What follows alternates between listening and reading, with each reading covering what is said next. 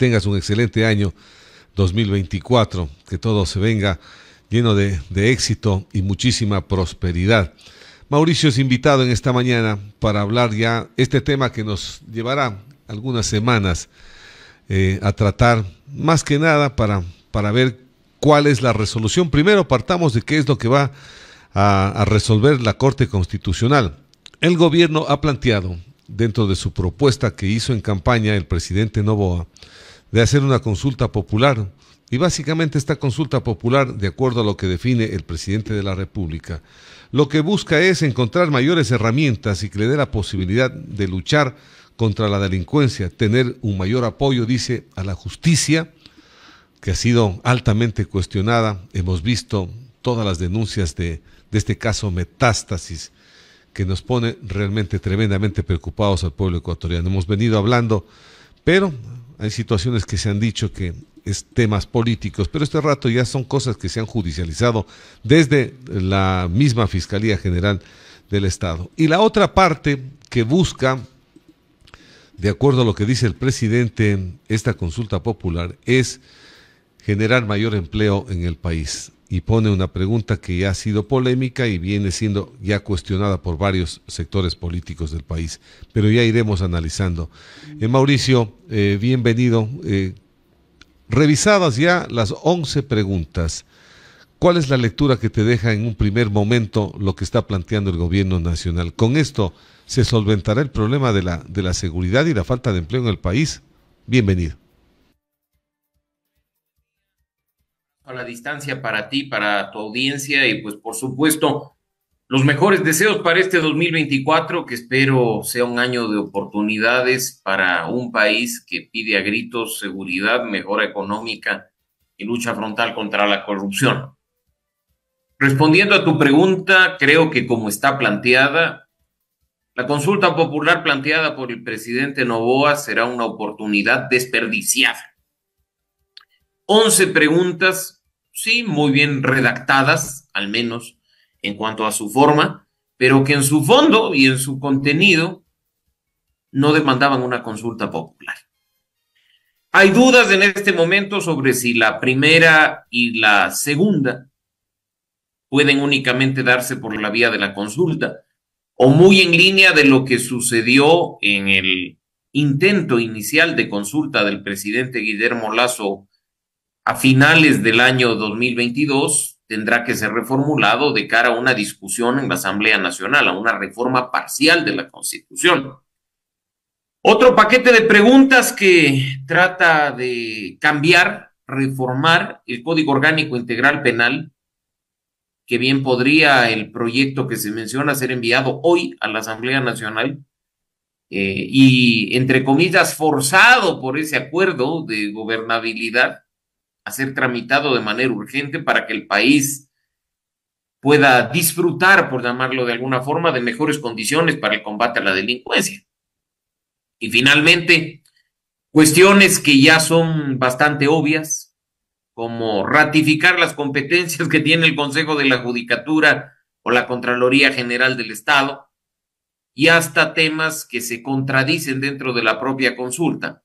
Pues en las preguntas iniciales, en su fundamentación, se dice que los juegos de azar y los casinos son el espacio propicio para el lavado de activos, pero en la pregunta 11, sobre pretexto de la generación de empleo y hasta con error en la cifra, se está hablando de permitir el funcionamiento de dichas casas de apuestas, ¿no? Entonces, de nuevo, una consulta que creo la tenían bastante escondida, no por no querer entregar información, sino porque probablemente se avergonzaban de su contenido, y esperemos que en este caso, más allá de la Corte Constitucional y el dictamen que emita durante los próximos días, haya una reflexión profunda al interior de la Presidencia de la República sobre la pertinencia y la eficacia de ir con una consulta como estas. No vaya a ser que sea simplemente una forma de mantener viva, electoralmente hablando, la imagen del presidente de la República de cara, pues, a su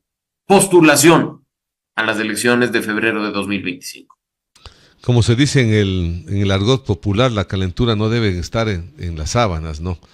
Debe ir mucho más profundo. En conclusión, Mauricio, ¿Amerita o no amerita hacer este gasto de esta consulta popular? Porque en el fondo lo que vamos viendo es que mucha gente dice, y muchos especialistas y abogados y juristas, que esto no ameritaría hacer esta consulta popular.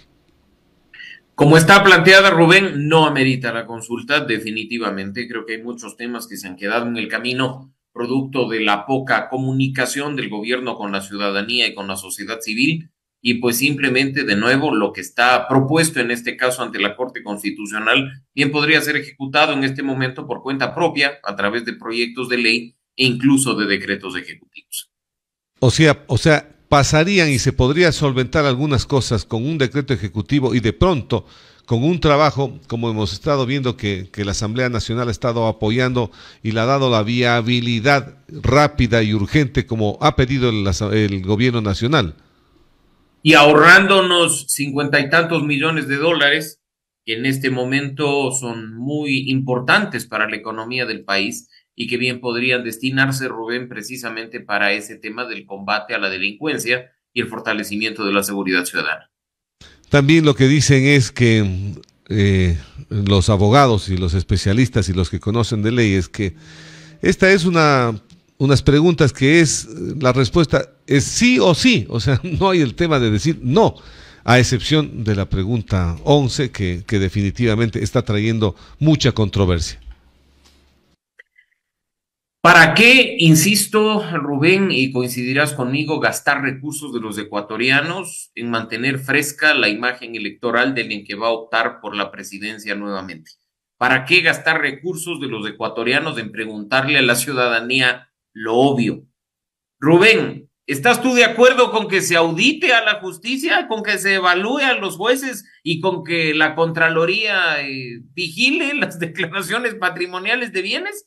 Mi respuesta sería, sí, estoy de acuerdo con que se cumpla la Constitución. Esas atribuciones están en la Constitución, en el Código Orgánico de la Función Judicial y en la Ley Orgánica de la Contraloría. Se nos está preguntando lo obvio. ¿Quién no va a querer que se cumpla la Constitución y la ley? Probablemente aquellos que quieran oponerse. Y lo mismo podríamos mencionarte en este caso de lo que significará, por ejemplo, el trabajo de las Fuerzas Armadas o el endurecimiento de penas, con un detalle no menor, que si la Corte Constitucional, Rubén, aprueba las normas como están planteadas, por ejemplo, en lo que significa el endurecimiento de las penas, el incremento de las penas que está establecido en la pregunta número 4, nada determina, está completamente abierto a cómo se mande el proyecto de ley por parte del presidente y a cómo finalmente lo apruebe la Asamblea Nacional. Supongamos, Rubén, que la gente vota que sí, tal como está planteada la pregunta, y Daniel Noboa, 5 días después de la publicación de los resultados, remite el proyecto de ley orgánica reformatoria al Código Orgánico Integral Penal, y la Asamblea en los 60 días aprueba dicha reforma, pero la reforma establece la pena de muerte. La Corte Constitucional va a decir, muy bonito tu trabajo, pero es inconstitucional y se lo echa abajo. La pregunta ni siquiera habla de a cuánto se incrementarán las penas. La pregunta ni siquiera determina cómo va a funcionar este tema del incremento de las penas. Por lo tanto, hay muchos vacíos, producto de la simpleza de la consulta y de sus anexos, que podrían posteriormente generar problemas y también generando decepción en la ciudadanía. Bueno, ahora atrás de esto hay un procedimiento complejo que son los anexos que tiene cada una de las preguntas.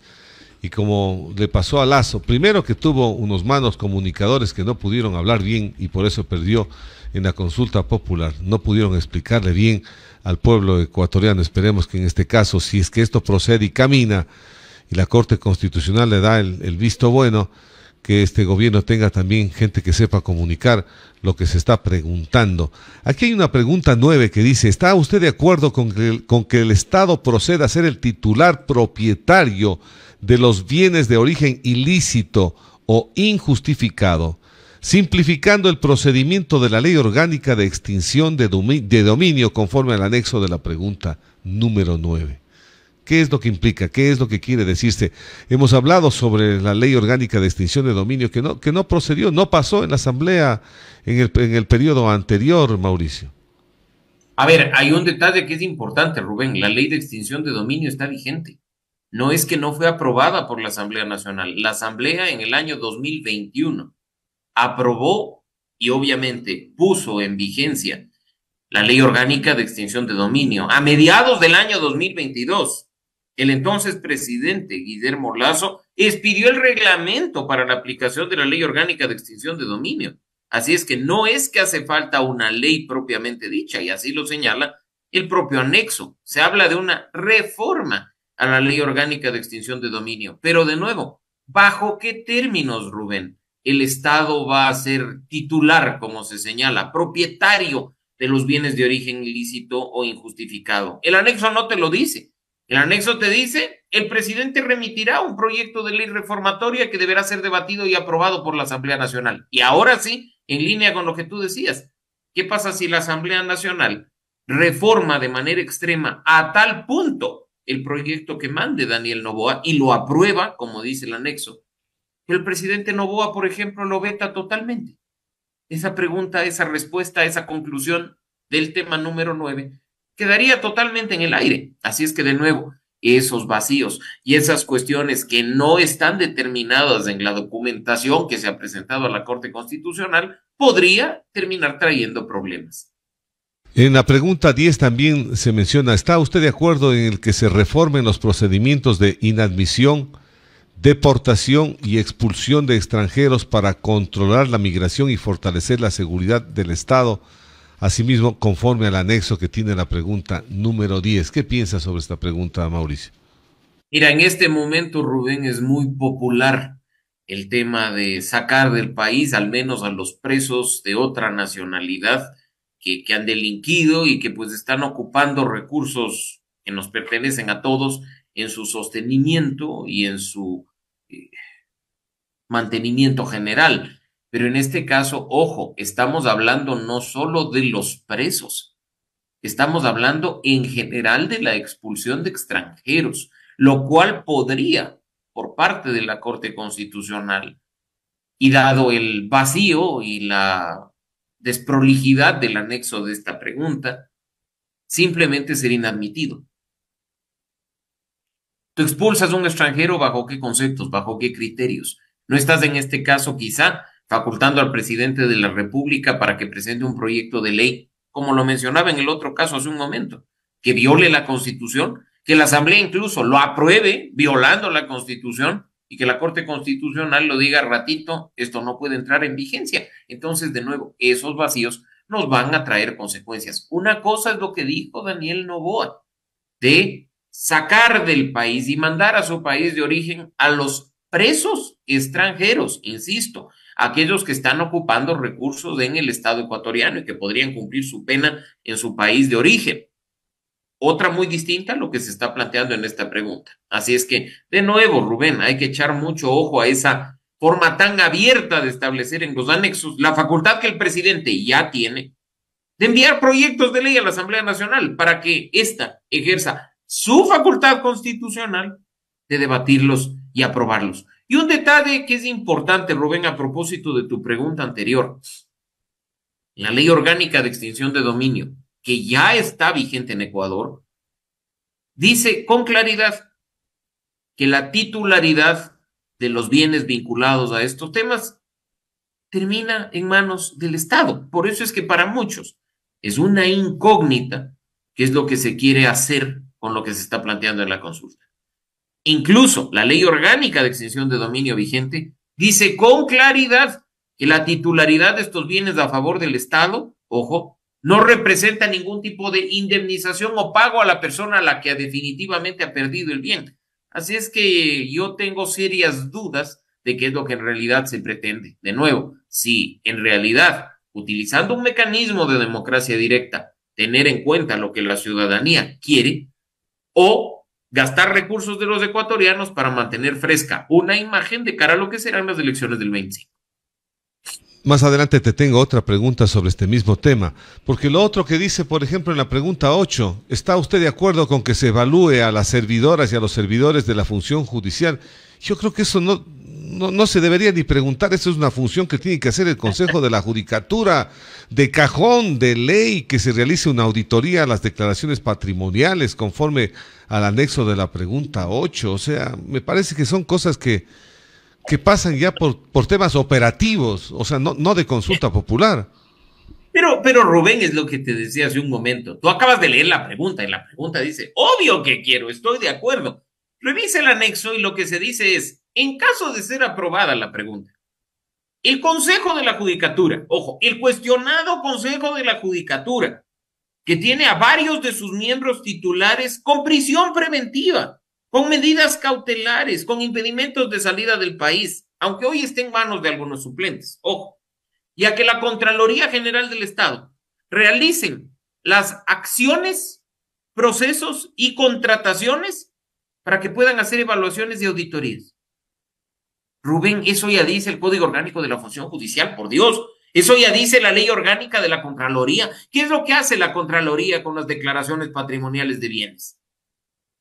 Revisa, audita, ve que no hay errores, ve que no haya cuestiones injustificadas entre la declaración y los ingresos. Y claro, si yo en este momento tomo la declaración patrimonial juramentada de Wilman Terán, como lo hicimos en Ciudadanía y Desarrollo, veremos que, claro, pues probablemente corresponda a los ingresos que ha tenido como juez de la Corte Nacional, como miembro de la Judicatura.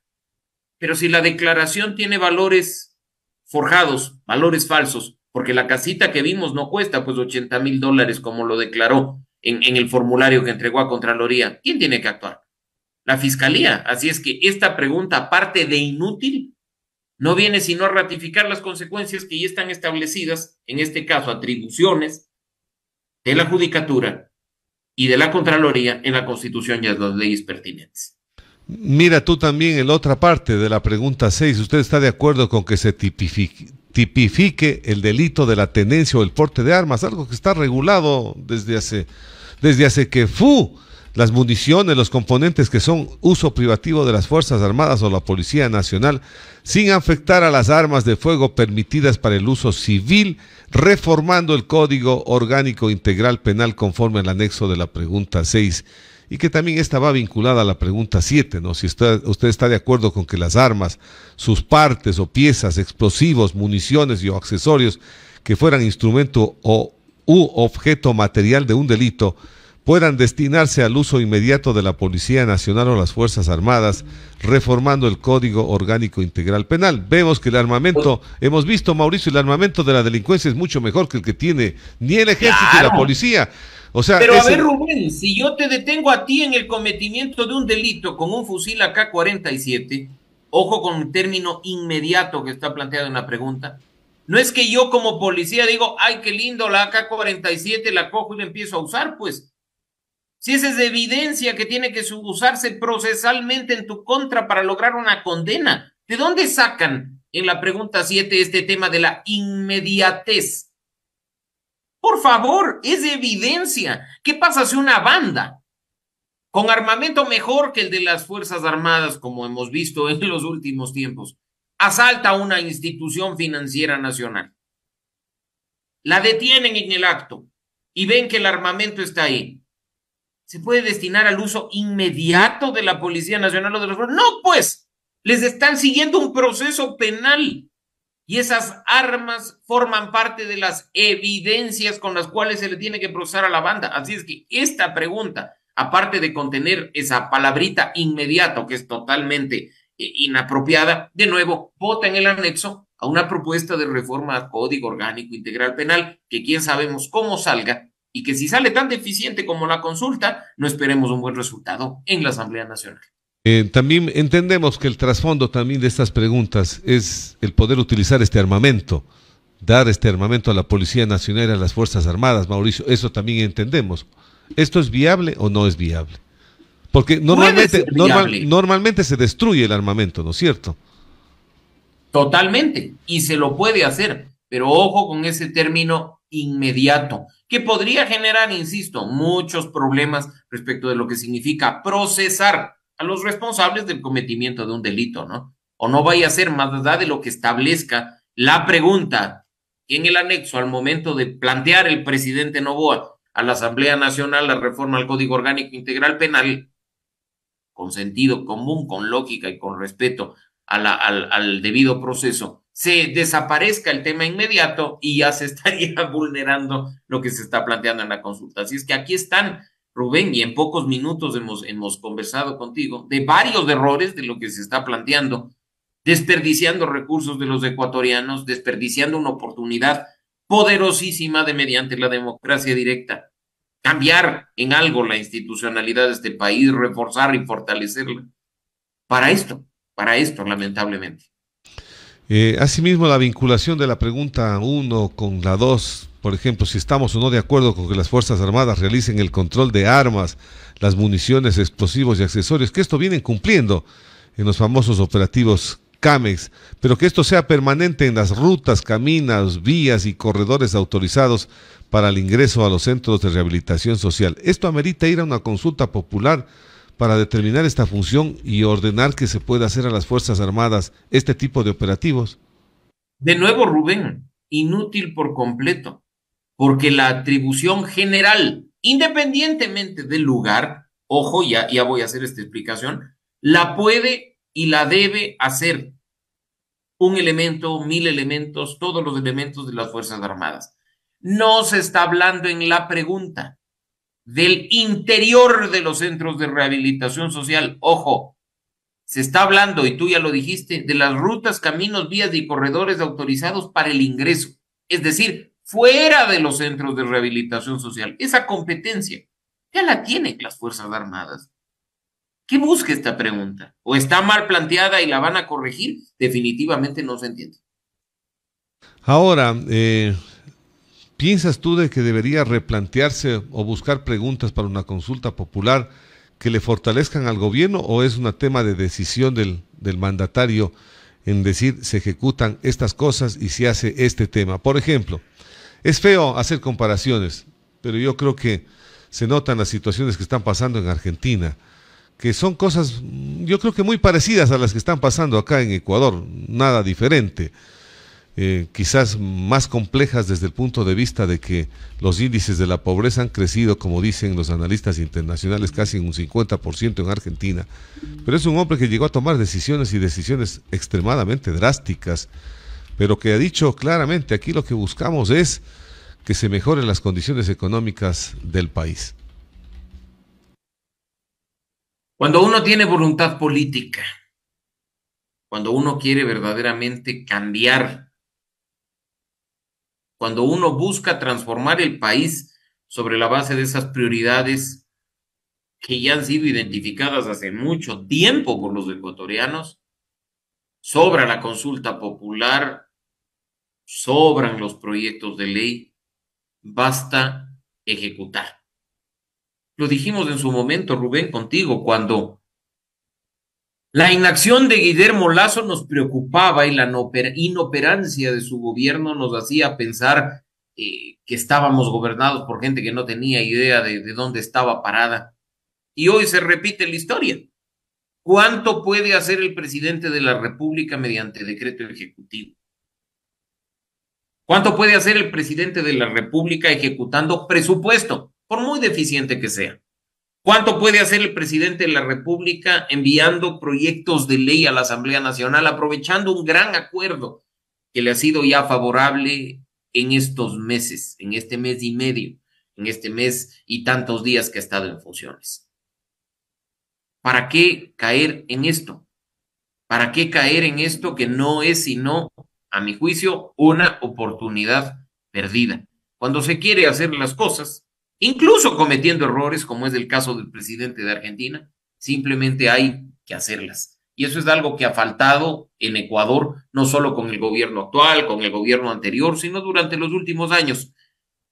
Y creo que pues en ese sentido hay que esperar a que al gobierno actual y al presidente actual les llegue, pues, no sé, un remesón de conciencia para que puedan definitivamente hacer las cosas, ¿no? Y esa voluntad política y esas ganas de ejecutar y hacer bien las cosas pasa, por ejemplo, Rubén, por nombrar a personas aptas para los cargos, no en nombrar, como ha sido tan criticado el día de ayer, a una persona que poco o nada conoce de seguridad al frente del CIES. Este es un caso que a mí realmente me sorprende, ¿no? Se nombra a una persona al frente del Centro de Inteligencia Estratégica, que además Novoa en campaña dijo lo iba a eliminar, lo iba a fusionar, iba a hacer otras cosas, y esta persona tiene experiencia en la empresa privada y en el mundo del caucho. No sé cómo irá a hacer, no sé qué irá a planificar, no sé qué irá a ejecutar. Creo que hay que estar muy atentos de qué es lo que pasa, porque el único mérito del señor Contusi, que ha sido Sensi Contusi, me nombrado el día de ayer, es haber aportado $25,000 a la campaña de Daniel Noboa.